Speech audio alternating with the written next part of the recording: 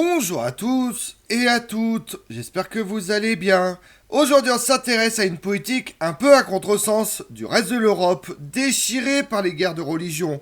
Soucieux de calmer les esprits, Sigismund II, Auguste, roi de Pologne, prend une décision qui inscrit la tolérance dans la pratique judiciaire de l'État. Les officialités pourraient prononcer les excommunications pour hérésie, mais les instances séculières ne seraient plus chargées de l'exécution des sentences. Vous voulez en savoir plus sur la politique de Sigismund II? Venez avec moi. Sous la dynastie Jagellon, les deux États du royaume de Pologne et du Grand-Duché de Lituanie étaient unis par une union personnelle depuis 1386. Après la mort du dernier roi Jagellon, Sigismund II Auguste en 1572, la noblesse des deux États réunis à Varsovie empêche la désintégration de l'État et assure en même temps le pouvoir dans l'État en liant tous les citoyens de l'Empire aux décisions prises. Dès 1570, les luthériens, les calvinistes et les frères de Bohême en Pologne ont réussi à obtenir une reconnaissance mutuelle. Ils s'unirent par le traité de Sandomir pour former une ligue des intérêts à des fins externes et internes. En janvier 1573, les auteurs signent l'acte de la Confédération, dans lequel les représentants de toutes les confessions se promettent mutuellement soutien et tolérance. Les articles de la Confédération de Varsovie ont officiellement sanctionné l'ancien droit coutumier et peuvent être considérés comme le début et le point culminant de la tolérance religieuse polonaise. Cela a créé la base juridique en Pologne pour un degré de tolérance qui est recherché en vain dans le reste de l'Europe et a valu au pays la renommée d'un paradisius hereticorum, un paradis hérétique. Grâce à cette tolérance religieuse, l'empire polono-lituanien a été épargné par les grandes guerres de religion qui ont dévasté l'Europe occidentale et centrale.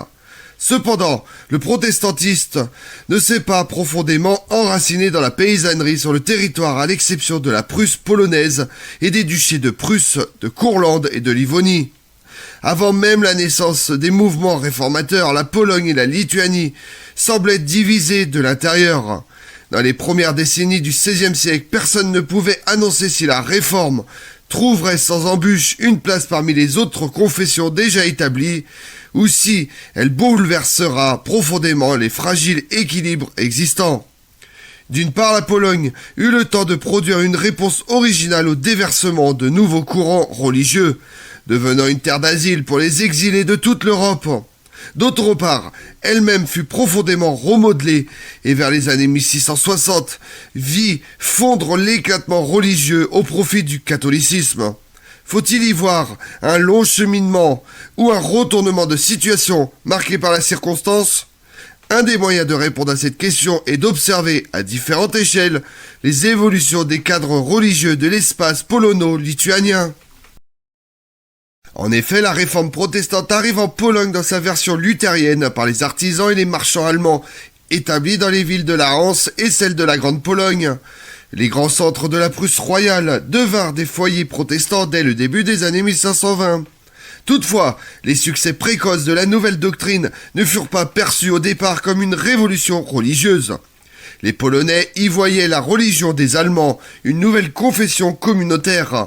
La même idée guide le choix de Sigismund Ier, qui accepte en 1525 l'hommage du dernier grand maître des chevaliers teutoniques, Albrecht de Brandebourg, après sa conversion au luthérianisme. Celui-ci consentait à passer sous l'obédience exclusive du roi de Pologne en échange de droits héréditaires sur les terres de l'ordre, organisés en un duché de Prusse. Le roi de Pologne devenait ainsi le suzerain d'un État luthérien. Malgré une série d'édits contre les protestants, le roi reconnaissait de fait à la nouvelle religion le droit d'exister dans les cadres stricts d'une communauté ou d'un territoire particulier strictement défini. Le pouvoir n'interviendrait que lorsque l'ordre en place et la paix publique étaient menacés, laissant le combat contre l'hérésie à l'Église. Malgré l'attrait exercé par la réforme sur les élites, celle-ci ne parvient pas à ébranler véritablement les assises du catholicisme polonais, qu'après les années 1540 et le développement du courant calviniste sous les efforts de Jan Laski, une partie importante de la noblesse lituanienne, aussi bien catholique qu'orthodoxe, fait le choix de la conversion. unique fils de Sigismund Ier le Vieux et de Bona Sforza, Sigismund II Auguste, est désigné comme roi de Pologne à l'âge de 9 ans en 1529, grâce à la reine qui veut mettre fin au caractère électif de la couronne polonaise. En 1544, Sigismund Auguste devient grand-duc de Lituanie en titre, son père conservant certains pouvoirs importants. 3 ans plus tard, son père lui confie la régence de la Mosavie. En 1548, Sigismund Auguste devient seul roi de Pologne et grand-duc de Lituanie. En 1551, la nouvelle reine meurt dans des circonstances mystérieuses, peut-être empoisonnée. La même année, le juriste Mordrzewski condamne la prépondérance croissante des nobles dans l'État, l'assujettissement des paysans et l'injustice sociale. Entre 1550 et 1555, les idées de la réforme se développent en Pologne et une grande partie de la noblesse y adhère. À partir de 1551, Sigismund II gouverne la Pologne et la Lituanie à partir de Vilna et de ses résidences lituaniennes. Entre 1558 et 1582, il s'engage dans une guerre pour la Livonie contre Ivan IV le Terrible. Le grand maître de l'ordre livonien des chevaliers porte-glaives sécularise l'ordre en 1561 et reconnaît la suzeraineté de la couronne de Pologne lors du traité de Vilnius. Pendant ce temps, le tsar Ivan le Terrible occupe Polskok. En 1563, une alliance est conclue entre le roi et la noblesse contre les seigneurs. La diète de Piotrków décrète le retour à la couronne de tous les biens illégalement acquis par les magnats depuis 1504. L'union de Lublin entre la Pologne et la Lituanie est finalisée le 1er juillet 1569.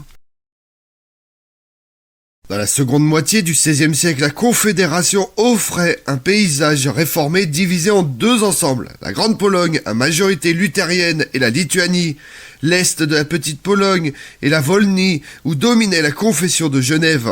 Il faut remarquer que l'extrême diversité des confessions présentes sur le territoire polono-lituanien provenait en grande partie des vagues successives de migrants qui faisaient l'intérêt du pouvoir royal et des magnats. Pendant la guerre de 30 ans, furent envoyés dans le Saint-Empire romain germanique pour garantir la liberté religieuse aux protestants, des artisans compétents et des financiers qui désiraient s'installer dans la Confédération polonaise. La circulation de ces spécialistes s'observe particulièrement bien à travers le cas des artistes italiens ou allemands établis dans les grands centres urbains de la République polono-lituanienne. L'installation de ces nouveaux arrivants pouvait parfois renverser les données économiques d'une ville ou d'une région. La pratique de la coexistence religieuse ne fut pas, dans le cas polonais, une conséquence de l'éclatement chrétien sous les coups de la Réforme. Elle était le fruit d'un choix politique volontaire et assumé, fait à la fin du XIVe siècle pour rapprocher 2 États dont les élites et les populations confessaient 2 versions différentes du christianisme. La reconnaissance des droits de la noblesse, du rite grec et latin, était une condition nécessaire pour assurer le succès de l'union personnelle de la Lituanie avec le royaume polonais. Ladislas II Jagiellon le comprit dès la fin de son règne en ouvrant l'accès du conseil royal aux nobles catholiques et orthodoxes. Le pouvoir avait besoin des élites locales pour contrôler le territoire et écarter les orthodoxes, qui aurait amené l'État à se priver d'une grande partie de ses administrateurs, d'autant plus utiles qu'ils partageaient la foi de leurs subordonnés.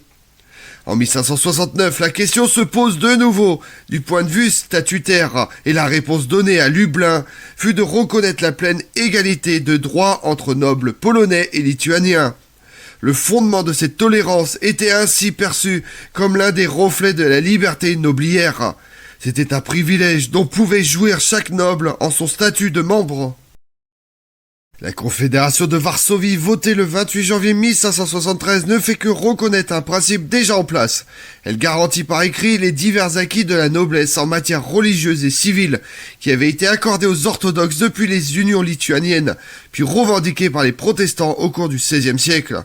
Les députés, reformulés en loi, insérés dans les constitutions du royaume, puis dans la 3e statut lituanien, ce qui avait été reconnu par le roi 20 ans auparavant. L'impossibilité à quiconque de porter atteinte à la personne ou au bien d'un noble pour des raisons de différence de religion. La limite de ces droits était clairement énoncée.